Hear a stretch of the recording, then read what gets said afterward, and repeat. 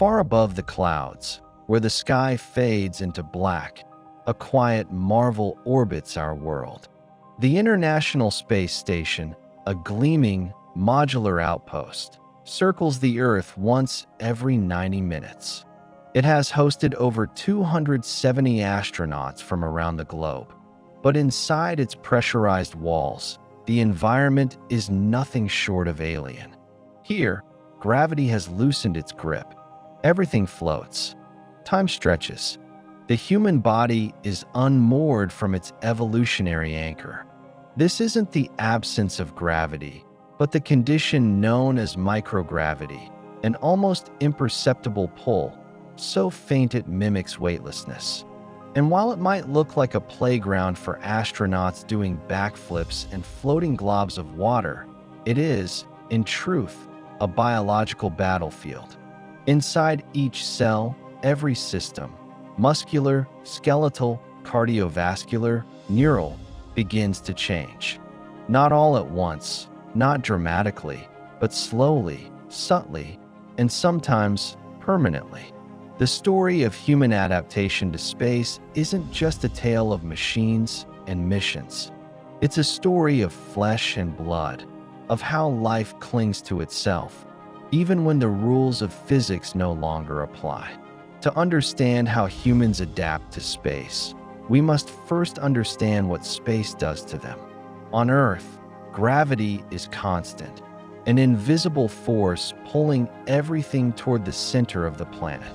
It shapes rivers, holds down mountains, and defines how our bodies grow from birth. But aboard the ISS, astronauts experience microgravity, not because gravity disappears, but because the station and everything inside it is in a continuous state of free fall around the Earth. It's the same sensation as a roller coaster drop, extended forever. In this state, objects don't fall, they float.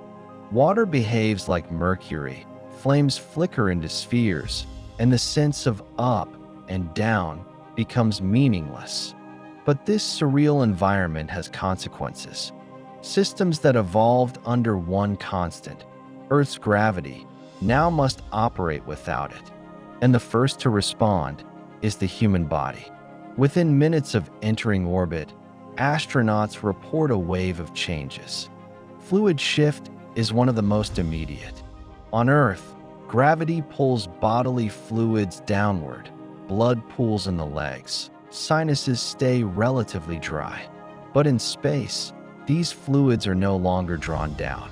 Instead, they redistribute toward the head, causing what astronauts call the Charlie Brown effect: swollen faces, bulging veins, and a stuffy feeling, as if suffering from a cold. The vestibular system, located in the inner ear, relies on gravity to sense motion and balance. In microgravity, its signals become unreliable.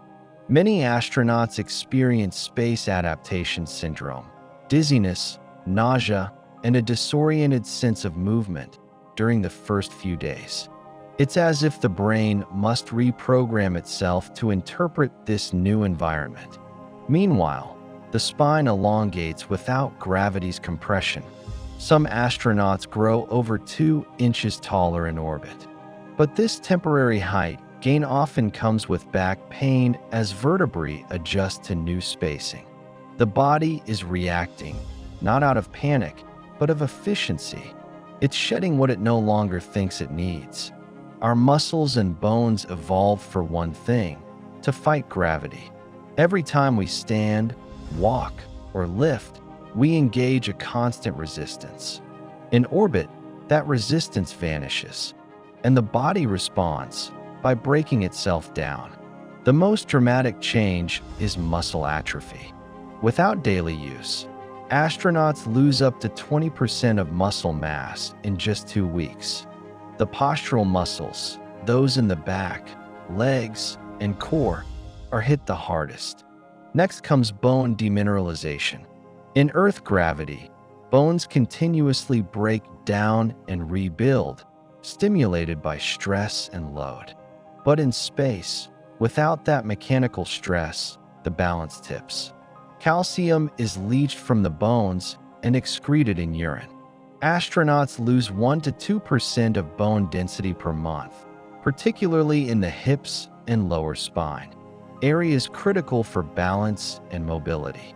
This not only increases the risk of fractures, but creates kidney stone risks from the released calcium. Rebuilding bone after a mission can take months or even years, and sometimes recovery is incomplete.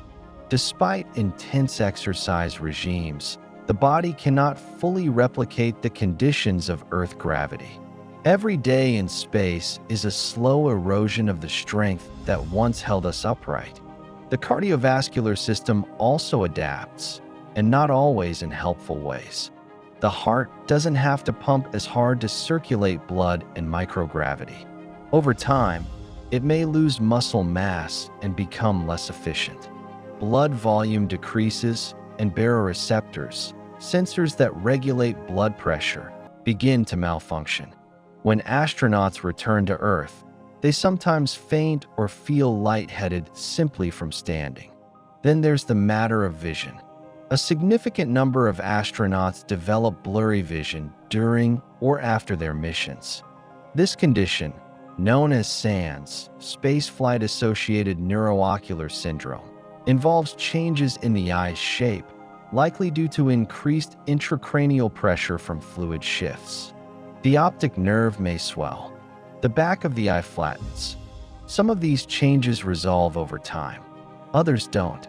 And while the immune system initially ramps up in response to the stress of launch, long-term exposure to microgravity seems to dampen immune response, increasing susceptibility to viruses and slowing wound healing. Even gene expression changes.